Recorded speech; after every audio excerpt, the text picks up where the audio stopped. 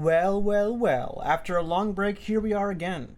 It's been a month or so since some Fear and Hunger content due to me working really hard on the House of Leaves video, but we're back. We are still a little far off from the Fear and Hunger 2 update as far as I'm aware, and I really don't have any more lore videos. So this is a video I have wanted to make for a while, but never really had the time to. But I feel right now would be a pretty good time to do so. So here are some very subjective views on the 10 best Fear and Hunger bosses. This is in both games, Fear and Hunger 1 and Fear and Hunger 2, not just the first one, and of course, once again, this video is subjective. So if your favorite boss is not on this list, please comment it, and I would love to see anyone's different perspectives on the bosses and why. Anyway, I love you all, and I love all the support. Let's get into it. Valteil the Enlightened One is the 10th best boss in Fear and Hunger. This boss is a super interesting idea that works in this game really well. I don't know how it would translate to other games, but the idea of answering lore questions to damage a boss is kind of cool. Imagine if you had like a Dark Souls boss like this. Would it suck? Probably. But it's a cool idea. The boss itself is not all that hard, and that's okay, because most of the bosses on this list are not all that hard. But the idea is pretty unique, and I still can't get over the fact when the first time I played this game, I was so deep in the atmosphere, and when I got to this boss and the theme started playing, it just reminded me of the No Bitches Megamind meme with the tuba from the OST just started playing very loudly. It completely broke my immersion, but in a way, it made this boss one of my favorites because of how bad it broke the immersion. But in a fun way. I love this boss, and I think it's super memorable. Now, before you dislike this video for this one being so low, I want to remind you that this is still very high in the grand scheme of things. Number 9 in the series is still impressive. There's still over 40 bosses total in the series, so number 9 is very high. If you could not tell, number 9 is the Crow Mauler, sort of the face of the first Fear and Hunger game. I even did a whole video on him, as you can see here. The Crow Mauler will follow you around the entire first half of the game until you either kill him or get to Mahabra. He is sort of the pyramid head of this game, and in fact he's based on him pretty heavily. The Crow Mauler is super memorable, as well as he is sort of always around and a huge roadblock early on, because it's nigh impossible to fight him one-on-one. If you do beat him, however, you get his key and access to one of the strongest one-hand weapons in the game. Unfortunately for Mr. Crow Mauler, however, this fight sorta isn't the greatest. He does have an insta-kill move that makes it almost impossible to counteract it unless you are in the penance armor. So once in a while, you just lose, and there's nothing you can do about it, which normally I would say is bullshit, but in these games, I don't hate it too much because it's supposed to be an obstacle to avoid. It's also Fear and Hunger, so one-shot moves that are unfair unless you had a coin toss are pretty much the game's identity at this point. However, this one isn't even a coin toss, so that's the only reason I don't like it that much. However, if it were just that, I would not care. However, locking the miasma around this kinda sucks, because if you're trying to specifically go and kill him, it can kinda get super annoying because you might just get unlucky and get pecked and you have to keep resetting the game. Because it's almost inevitable you will get pecked. I say that, but I really don't have a way to solve the issue with wanting him to be an early game roadblock and still fair to get the miasma. So, I'm just gonna let it go. Overall, great boss, great character, love the design. Number 8 is Mommy herself, the Heartless One. More than likely the hardest boss in the series to date. The Heartless One is awesome. She has incredibly hard-hitting attacks, as well as you are forced to fight her alone, except maybe with the Blood Golem. She has the Red Virtue, which is the prize if you beat her, and it can hit up to 5 times in a single turn.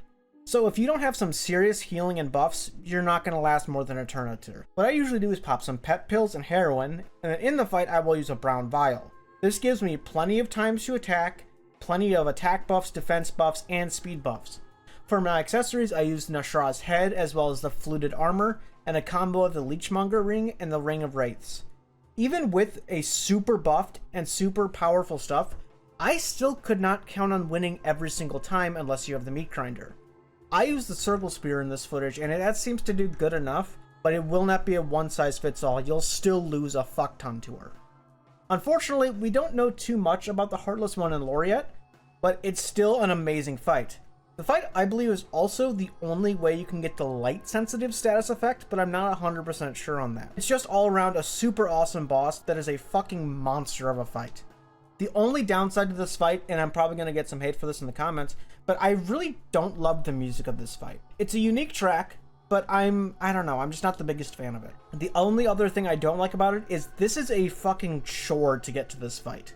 And I know it's a super boss and it shouldn't be easy to get to, but there's nearly a 100% chance that you will lock yourself out of this fight on your first playthrough. It's incredibly specific on how to get it, and it's tedious to do at best. However, it is still number 8 best boss in the series because of the powerhouse of the good stuff it has going for it. And if you look like this, DM me. Mostly Fear and Hunger 1 bosses so far, other than the last one, but we now have Francois, one of the possible final bosses for Fear and Hunger 1. He definitely has a presence of a final boss. The dude oozes evil mustache twirling perfection. There's something about him starting the fight with an evil laugh that just kind of makes me smile. He also has a super unique power, one I'm not sure I've ever seen in most media. He can turn himself gold? He has gold powers? That's pretty cool. He is also one of the only bosses or even enemies in general in the first game in Fear and Hunger that will give you the burning status effect, which is one of the only reasons you'd keep water vials on you in this game. He also has 2 phases, which is pretty lit. However, my strat here is just to cut off all his limbs, especially his sword arm, so he doesn't cut off your limbs. And then after that, I just beat his head until he's dead. Otherwise, really cool fight. Could it be another Fear and Hunger 1 boss? You bet. And not only that, it's another possible final boss for Fear and Hunger 1, which is actually my favorite ending, Ending C's final boss. If you brought Lagarde all the way to the Golden Throne and killed Francois with him in your party, you will get this boss. As long as you don't bow to him, that is. This feels like a final boss, other than the fact that it's piss easy. He looks like an angel or some sort of Antichrist-like figure, with a snake around his shoulder and an impressive aura. He has these little asterisks, which to this day I don't understand why they're here or what they represent, but it makes him look kind of angelic, so I'll let him have it. As long as you keep attacking him and have a decent enough weapon, you can easily take him down. However, if you did get to this ending, that means you're one party member down unless you have a blood golem. So maybe it could be hard if you're unprepared, but either way, he has a presence about him that is pretty unmatched. Finally, a Fear and Hunger 2 boss again. It is also technically the same boss as the last entry, as in it's Lagarde again. But this time, he's actually kind of a threat. At least more of a threat than the last time. Now, the Kaiser instead of the Yellow King, with a sword that can easily cut off limbs and a larger health pool. He can also summon those little asterisks again. Once again, don't know what they are, but they're here.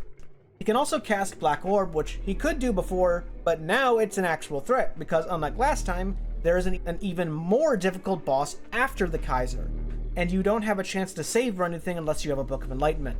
So, in the first fight, if you took a ton of damage at the end, it was no big deal, because that was it. There was no boss after it. Here, there is a boss after it, and it's one of the hardest bosses in the series, which we will get to later on in the list, by the way. So, losing a party member, or even a limb, is not really an option here. So, sure, you can beat him decently easy, but beating him without taking a hit somehow to your party is pretty hard. On the other hand, he does have his own boss track this time, with a sequel to the Pulse and Anxiety track, which is pretty much the same song, but with some bongos and a really cool outro that makes me really like this fight, even if I hate his smug ass. The final Fear and Hunger 1 boss on this list is Chambara the Tormented One. What a sick design! I love nearly everything about this boss. It is probably the hardest of the new gods in Fear and Hunger 1. First thing is that when you fight him in Phase 1, he's pretty easy, unless he uses Chains of Torment, which will break your bones. A status effect that, to my knowledge, is unrecoverable from. He has Pulse and Anxiety as his music track, which sucks because although I love that track, it isn't unique. The way to beat this boss is really cool too, though. You have 3 rings, and only the middle one damages him. However, you cannot hit the middle one almost ever, unless you jam the outer 2 rings, which can also attack and give you broken bones. This is a major hurdle in the first game, because at the very least you have 2 more bosses after this one.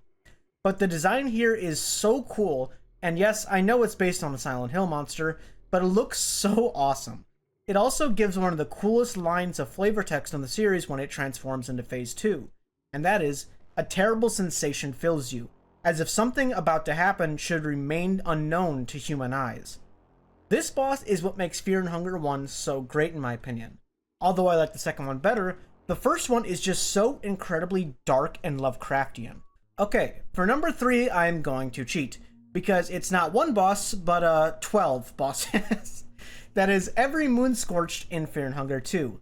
The whole idea of Moonscorching and it bringing out your worst quality and fears is such an interesting and grotesque concept. I did a whole video on them here, and it's just so cool, and every single design is just awesome. Most of them are decently difficult, not extremely, but probably every single one of them you probably lost the first time you tried to fight them. Like Dysmorphia, Pocket Cat, the Monster, and the Mechanical Dance. If I had to choose one, it would probably be the Mechanical Dance or Dysmorphia. Mechanical Dance I love the design of, and Dysmorphia I love the fight of. Like I said, I have a video in depth on all of them and why they're all so great, but man, I love these bosses, and honestly, this along with the next 2 bosses are why I like Fear and Hunger 2 more than the first game. I just love Moonscorching, and if you're gonna chastise me, fine, number 3 is Dysmorphia. Happy, just one boss.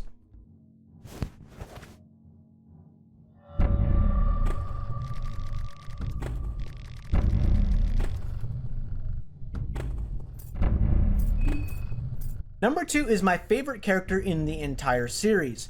However, not my favorite boss fight, but that is Percola. And I think this is the hardest single image in the entire series. Just when you get through the entire hell of the Festival of Termina, you are faced with 1 or 2 more bosses. But man, it is a horrible feeling to think you're just about to win the game, and this Birdman just says, "Good job, but you failed my social experiment and now I'm going to kill you." Then he pulls up with the hardest image of the series and then machine guns some meteorites into your asshole. He is not an easy boss either, not the absolute hardest in the series, but I would say in the top 5 hardest probably. So if you don't abuse burn, bleed, or poison, this fight is incredibly hard. He also looks so cool. And it's such a cool reveal that he really has been wanting to kill you this whole time, but his plan to find someone similar to him has gotten in the way. And that's awesome. This fight also oozes danger, but not like loud, boisterous danger like Horaloo and Elden Ring, but calm and collected danger that Percola oozes. With the OST, which is my second favorite OST in the series by the way, it is not loud, it's quiet, but it makes you feel like you are in serious danger. Like, Percola knows he can fuck you up, and there's no need to panic or be fast about it, because he's going to kill you anyway. He is calm, but at the same time, he is in some perfect state of killing intent. I just love this fight. Before first place, I want to give 2 honorable mentions though, because I feel like if I don't talk about these 2, they might end up in the comments like, why isn't this boss here, or why is this boss not here? But here we go. The first honorable mention, which I probably would put in 11th place, is the God of Fear and Hunger. Really beautiful and great design, and decently difficult, but once again, no unique boss track for the boss that the game is named after, kinda. But it's still great, and I love the story of it, and how depending on how nice you were to the little girl on your way here determines on how hard it is. The second honorable mention is the Skin Granny. It's a fantastic design, but it's very easy. And it's kind of just the Crow Mauler's peck, but with a coin flip. But I like the lore and the design, but not much else. Finally, the best boss in the series is pretty obvious in my opinion, but it's Logic, the Machine God, which coincidentally also has the best music in the game. Logic is such a great design, and it really encapsulates the main themes of the series, like man versus nature, or man versus machine, or man versus the gods, or men trying to become gods. The first phase design is pretty good. It looks like a wireframe person, and it just is really kind of scary looking. It seems like horrific and godly. Even the flavor text tells you when you enter the battle, a monolith stands tall before you. Like, this thing is natural. You're fighting this and it's super important, but dangerous. It's also one of the hardest bosses in the series, probably number 3 or 4. It is such a creepy design in phase 2, however. It looks like a woman with wires all attached to her, and it looks like she's in the process of becoming something horrible. It reminds me of Lane, if you've ever seen that anime. It also is the final boss of the A ending in Fear and Hunger 2. It's just such a great boss, and I really hope in the next date we get something as magnificent as this. That's about it, however. If you have any more ideas for any lore videos in the series, I would love to hear them in the comments, and you might even appear in a video. But other than that, I got nothing else. I love you all, and I'll see you guys soon.